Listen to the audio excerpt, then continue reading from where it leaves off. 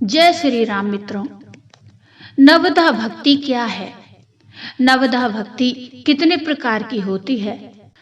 मित्रों, तुलसीदास जी ने अपनी रामचरितमानस में जो 9 प्रकार की भक्ति बताई है, नवधा भक्ति किसी संत, किसी महात्मा या गुरु के माध्यम से नहीं, बल्कि भगवान श्री राम जी के श्री मुख से अपने भक्त को स्वयं बताई गई है, जिसे श्री तुलसीदास जी ने श्री रामचरितमानस में लिखा है। राम कथा सुंदर करतारी, संशय विहग उड़ावन हारी। जिसका भावार्थ है कि राम की कथा वो सुंदर ताली है जिसको सुनने और सुनाने से संशय नाम का पक्षी तुरंत उड़ जाता है। नवधा भक्ति का मतलब है 9 प्रकार की भक्ति। संत सत्संग, रति, गुरु की सेवा, भगवत संकीर्तन करना, भगवान का मंत्र जप, इंद्रिय निग्रह, प्रत्येक जीव को परमात्मा भाव से देखना, यथा लाभ संतोष, सरलता। जो लोग कहते हैं भक्ति मार्ग बहुत कठिन है, हर किसी के वश की बात नहीं है। आप जब इस नवधा भक्ति को समझेंगे तो खुद समझ जाएंगे यह उतना भी कठिन नहीं है जितना वर्णित किया जाता है। आगे आप खुद समझ जाएंगे कि आपका यह राम अमृत सुनना भी इस नवधा भक्ति में से एक भक्ति ही है। भगवान का जन्म ही जन कल्याण के लिए होता है। भगवान राम भी जन कल्याण हेतु इस नवधा भक्ति में यही 9 भक्ति का वर्णन करते हैं। कोई भी मनुष्य इन 9 भक्ति में से किसी भी एक भक्ति का सहारा पकड़ लेता है तो उसका कल्याण निश्चित है। गोस्वामी श्री तुलसीदास जी ने रामचरितमानस के अरण्य कांड में नवधा भक्ति का वर्णन किया है। जब शबरी भगवान के पूजन अर्चन में संकोच करती हैं और कहती हैं, मैं एक तो नीच अधम जाति की हूँ और दूसरी तरफ स्त्री भी, तो किस तरह आपकी स्तुति करूं। तब भगवान यह कहते हुए कि मैं तो सिर्फ भक्त का ही संबंध मानता हूँ, इस नवधा भक्ति का उपदेश देते हैं। नवधा भक्ति कहूँ तो ही पाई, सावधान सुनु धरु मन माही। प्रथम भगति संतन कर संगा, दूसरी रति मम कथा प्रसंगा। इसका अर्थ है, मैं तुमसे अब अपनी नवधा भक्ति कहता हूँ, तू इसे सावधान होकर सुनना और मन में धारण करना। पहली भक्ति है संतों का सत्संग और दूसरी भक्ति है मेरे कथा प्रसंग में प्रेम। भगवान श्री राम माता शबरी को बताते हैं कि पहली भक्ति संतों का साथ है। यहाँ तुलसीदास जी ने यह नहीं लिखा कि यह सबसे बड़ी भक्ति है। यह 9 भक्ति प्रकार में से एक प्रकार है।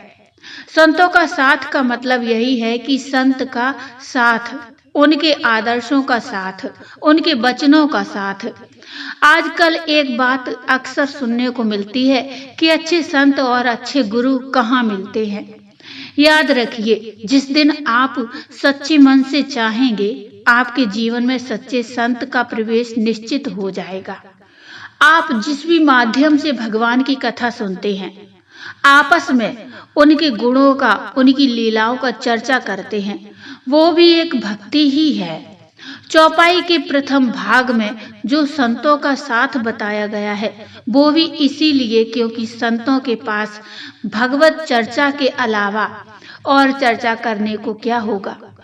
गुरु पद पंकज सेवा, तीसरी भगति अमान, चौथी भगति मम गुणगन, करई कपट तजिगान। भगवान श्री राम अपने सतगुरु की सेवा को तीसरी भक्ति बताते हैं। यह भक्ति उनके पूरे जीवन काल में दिखती है। चाहे गुरु विश्वामित्र की सेवा के लिए वन में ताड़ का वध हो या फिर अहिल्या का उद्धार हो, सभी में गुरु की ही आज्ञा का पालन किया है। यह गुरु के प्रति भक्ति ही है। जनकपुर में प्रवास के दौरान भी बिना गुरु की आज्ञा के भगवान श्री राम ने कुछ नहीं किया। गुरु चरणों की सेवा का वर्णन भी कई बार रामचरितमानस में मिलता है। भगवान श्री राम चौथी भक्ति अपने गुणों का कपट छोड़कर गान करने को बताते हैं। जो लोग भगवान का भजन कीर्तन को भाव के साथ कपट रहित होकर गाते हैं, वो भी एक भक्ति ही है। जो लोग लगातार सिर्फ नाम संकीर्तन करते रहते हैं, वो भी चौथी भक्ति है। मंत्र जाप मम दृढ़ विश्वासा, पंचम भजन सो वेद प्रकाशा। छठ दम शील विरति बहु कर्मा, निरत निरंतर सज्जन धर्मा। पंचमी भक्ति के बारे में भगवान श्री राम सबरी से कहते हैं कि मेरे मंत्रों का जाप पूर्ण विश्वास के साथ करना, यह पांचवी प्रकार की भक्ति है। वेदों में भी यही बात प्रसिद्ध है। मंत्र जाप में बहुत शक्ति होती है। जो लोग भी शुद्ध चित्त के साथ दृढ़ विश्वास के साथ भगवान के किसी भी मंत्र का जाप एक निश्चित संख्या में नियमित रूप से करते हैं, उनको हर हाल में भागवत कृपा की प्राप्ति होती है। छठी भक्ति है इंद्रियों को वश में रखना, अच्छा स्वभाव और चरित्र, साथ ही साथ बहुत सारे कार्यों से वैराग्य और निरंतर संत पुरुषों के समान आचरण और व्यवहार और धर्म के मार्ग पर चलना, यह छठी प्रकार की नवधा भक्ति है। सातम सममोहि मैं जग देखा, मोते संत अधिक करि लेखा। आठम जथा लाभ संतोषा, सपने नहीं देखौ परदोषा। भगवान श्री राम कहते हैं कि सारे संसार को एक समान से देखना और सभी को राममय मानना और संतों को उससे भी बड़ा मानना, यह सातवीं भक्ति है। तुलसीदास जी मानस में प्रारंभ में जब मंगलाचरण करते हैं तो लिखते हैं, सिय राम मैं सब जग जानी, अर्थात संसार के सभी जीव भगवान राम के समान ही हैं, क्योंकि ये संसार चाहे चर हो चाहे अचर हो, सब कुछ भगवान के द्वारा उत्पन्न किया हुआ है। इसलिए किसी के प्रति दुर्भाव नहीं रखना चाहिए। यह सातवीं भक्ति है। भगवान श्री राम माता सबरी से कहते हैं कि आपको जो कुछ भी इस जीवन में मिले उसमें संतोष करना और सपने में भी किसी दूसरे के दोष न देखना, यह आठवीं भक्ति है। इस संसार में सभी प्राणी का सबसे बड़ा दुख का कारण जो मिल रहा है उसमें संतोष का ना होना ही है। एक अंधी दौड़ है और हर कोई भागा ही जा रहा है। अक्सर लोगों को मालूम भी नहीं होता है वह कहाँ के लिए भाग रहे हैं और क्या उन्हें पाना है। दूसरों के अवगुणों को देखना और उस पर चर्चा करना, यह आपको धीरे धीरे भगवान से दूर ले जाकर भक्तिहीन बना देता है। नवम सरल सब सन छलहीना, मम भरोस हिय हर्ष न दीना।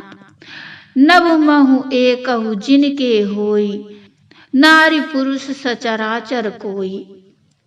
भगवान श्री राम नवी और अंतिम भक्ति बताते हुए सबरी से कहते हैं कि हमेशा सरल स्वभाव से रहना और दूसरों के साथ छल कपट के बिना बर्ताव करना तथा किसी भी अवस्था में हर्ष और दुखी न होना और हमेशा मुझ पर यानी भगवान पर भरोसा रखना, यह नवी भक्ति है। नवदा भक्ति के ये 9 प्रकार बताने के बाद भगवान श्री राम सबरी से कहते हैं, सोई अतिशय प्रिय भामिनी मोरे, सकल प्रकार भगति दृढ़ तोरे। जोगी वृंद दुर्लभ गति जोई, तो कहूँ आज सुलभ भई सोई। हे भामिनी, मुझे वही अत्यंत प्रिय है, फिर तुझमें तो सभी प्रकार की भक्ति दृढ़ है। अतएव जो गति योगियों को भी दुर्लभ है वही आज तेरे लिए सुलभ हो गई। इन 9 भक्ति में से एक भी भक्ति जिसके पास होती है वह नारी पुरुष या जड़ चेतन कोई भी हो, वह मुझे परम प्रिय है। मित्रों, रामायण में यह सबसे महत्वपूर्ण प्रसंग है। इसे सभी लोगों को पढ़ना चाहिए, सुनना चाहिए। नवधा भक्ति प्रदान करके भगवान जाने लगे। शबरी माता ने कहा, प्रभु अभी आप रुको, मेरे गुरुदेव ने कहा था कि राम जी तेरे आश्रम पर आएंगे सीता जी को ढूंढते हुए, तब तुम उन्हें वानरों के राजा सुग्रीव के पास पहुंचाना। यहाँ से आगे पंपापुर में महाराज सुग्रीव रहते हैं, आप उनसे मित्रता कीजिए, वह सीता जी की खोज करने में आपकी सहायता करेंगे। मैं आपको आते हुए देख सकती हूँ किंतु जाते हुए नहीं देख सकती हूँ। प्रभु, पहले आप मुझे विदा कीजिए, फिर जाइए। भगवान ने शबरी माता को मुक्ति प्रदान की। वह भगवान के धाम को गईं और भगवान राम भाई लक्ष्मण जी के साथ पंपापुर की ओर चले। तो बोलिए जय श्री राम। मित्रों, ये नवधा भक्ति का प्रसंग यहीं समाप्त होता है और श्री राम अमृत कथा का प्रसंग आगे बढ़ाते हुए इस कथा को यहीं विराम देते हैं। इससे आगे की कथा हम अगली वीडियो में लेकर आएंगे। तो ये प्रसंग आपको कैसा लगा मुझे कमेंट में बताइए। कमेंट में जय श्री राम लिखिए। प्रसंग अच्छा लगा हो तो लाइक करिए और चैनल को सब्सक्राइब कर लीजिए। मिलते हैं इससे आगे का प्रसंग लेकर, तब तक के लिए जय श्री राम।